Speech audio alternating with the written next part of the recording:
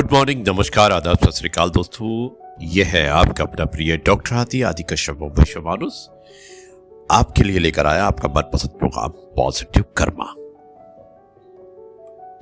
दोस्तों आज है एपिसोड नंबर 2305 और आज का शीर्षक है जब एक आदमी ने रेत में जंगल देख लिया। आसाम की कहानी है पॉजिटिव कर्मा डॉक्टर आदि मुंबई मानुस। दोस्तों ये बात है ब्रह्मपुत्र नदी के एक किनारे की। उसका एक वीरान रेतीला इलाका था। ना पेड़ों की छाया, ना पक्षियों की आवाज, बस धूप, रेत और नदी की तेज हवा। एक दिन बाढ़ के बाद उस इलाके में बहुत से सांप गर्मी और आश्रय की कमी से मर गए। ये दृश्य एक युवा लड़के ने देख लिया। उसका नाम था जादव मोलाई पायेंग। उसने किसी मंच पर भाषण नहीं दिया। उसने किसी से यह नहीं पूछा कि मैं अकेला क्या कर सकता हूं। उसने बस पहला कदम उठाया, कुछ बांस के पौधे लगाए। बस इतने से शुरुआत हुई। दिन बीतते गए, मौसम बदलते गए, नदी बहती रही और जादव लौटते रहे। एक पौधा, फिर दूसरा, फिर तीसरा। किसी मिट्टी साथ नहीं देती थी, क्योंकि कभी भी मिट्टी साथ नहीं देती थी। कभी पानी की चुनौती होती, कभी मेहनत का कोई गवाह नहीं होता था।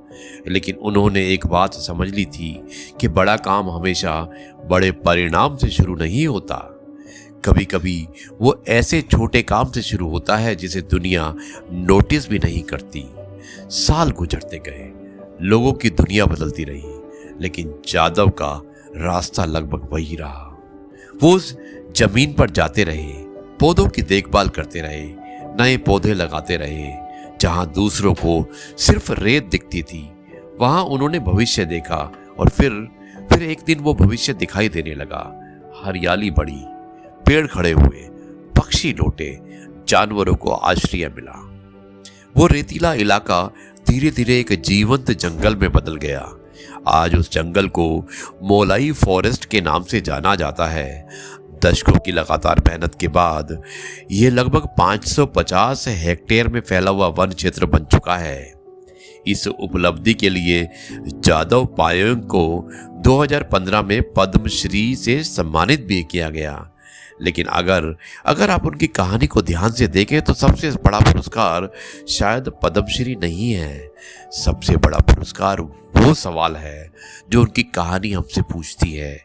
अगर एक आदमी दशकों तक एक छोटे से काम को लगातार करता रहे तो क्या बदल सकता है? जवाब सामने है। एक रेतीला इलाका जंगल बन सकता है। एक पौधा एक बड़े बदलाव की शुरुआत बन सकता है। और एक साधारण इंसान अपने काम से असाधारण उदाहरण बन सकता है। हमारी जिंदगी में भी अक्सर ऐसी रेतीली जमीन होती है। कोई सपना जो सूखा पड़ा है, कोई काम जो बार बार शुरू होकर रुक जाता है, और कोई लक्ष्य जो इतना बड़ा दिखता है कि हम शुरुआत ही नहीं करते। हम सोचते हैं मेरे अकेले से क्या होगा। जादव पायेंग की कहानी शायद इसी सवाल का जवाब है। आपको पूरी दुनिया नहीं बदलनी, आपको आज सिर्फ एक पौधा लगाना है।